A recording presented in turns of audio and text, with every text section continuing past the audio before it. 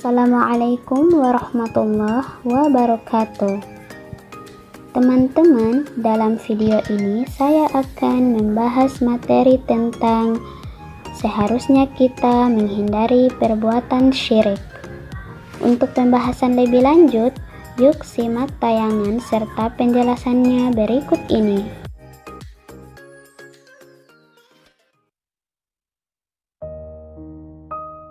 Secara bahasa, syirik berasal dari bahasa Arab asyirku, yang artinya bagian dari kemusyrikan atau persekutuan.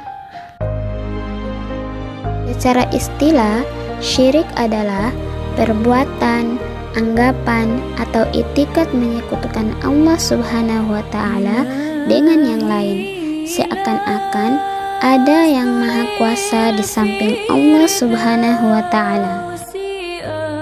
Syirik merupakan dosa besar yang tidak terampuni, seperti yang difirmankan Allah Subhanahu wa Ta'ala dalam Quran Surah An-Nisa ayat 48. A'udzu billahi minasy syaithanir rajim. Bismillahirrahmanirrahim.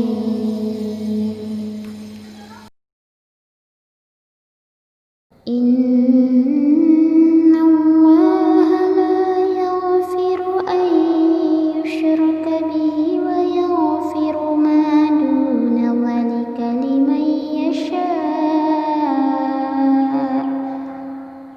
wa man yushrik billahi faqad iftara itsman 'azima.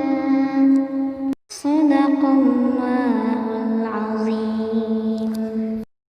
Yang artinya, sesungguhnya Allah tidak akan mengampuni dosa syirik, dan Dia mengampuni segala dosa yang selain dari syirik itu bagi siapa yang dikehendakinya. Barang siapa yang mempersekutukan Allah, maka sungguh ia telah berbuat dosa yang besar.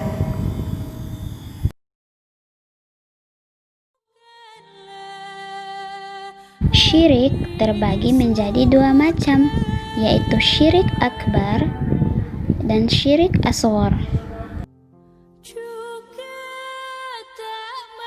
Seseorang disebut melakukan syirik akbar apabila yang pertama, melakukan perbuatan yang jelas-jelas menganggap ada Tuhan-Tuhan lain selain Allah Subhanahu wa Ta'ala, dan Tuhan-Tuhan itu dijadikannya sebagai tandingan di samping Allah Subhanahu wa Ta'ala. Yang kedua, menganggap ada sesembahan selain Allah Subhanahu wa Ta'ala. Nah, yang ketiga, menganggap Tuhan mempunyai anak atau segala perbuatan yang mengingkari kemahakuasaan Allah Subhanahu wa Ta'ala. Oleh karena itu, mereka disebut musyrik sehingga perlu dimurnikan ketauhidannya. Syirik asghar ialah perbuatan yang secara tersirat mengandung pengakuan ada yang kuasa di samping Allah Subhanahu wa Ta'ala. Misalnya, pernyataan seseorang, "Jika seandainya saya tidak ditolong oleh dokter itu, saya pasti akan mati." Pernyataan seperti ini menyiratkan seakan-akan ada pengakuan bahwa ada sesuatu yang berkuasa selain Allah Subhanahu wa Ta'ala. Seorang mukmin yang baik dalam peristiwa seperti itu akan berkata, "Seandainya tidak ada pertolongan Allah melalui dokter itu, saya pasti akan mati." Perbuatan syirik itu contohnya mengundi nasib atau meramal jodoh kepada dukun atau peramal.